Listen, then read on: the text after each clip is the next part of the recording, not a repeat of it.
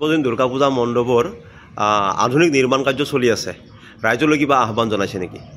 আমি বকো সাৰ্বজনীন দুৰ্গা পূজা কমিটিৰ তৰফৰ পৰা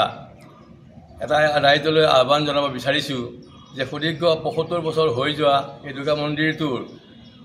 আগতে যি সাধাৰণভাৱে এটা মন্দিৰ আছিল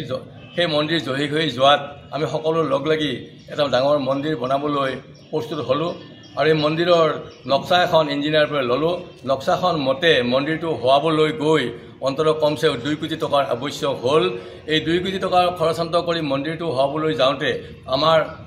সাৰ্বজনীন দুৰ্গা পূজাৰ সদস্যবৃন্দ তথা বকো ৰাইজৰ সহায় সহযোগত প্ৰায় 60% মানে অনুমান আমি কৰিব পাৰিছোঁ বাকীখিনি কৰিবলৈ আমি অসমৰ্থ হৈ সেয়েহে আজি সমূহ অসমবাসী ৰাইজৰ ধৰ্মপ্ৰাণ ৰাইজৰ ওচৰত আমি বাকী চোৱা কাম সম্পূৰ্ণ কৰিবলৈ যি সহায় সাহায্য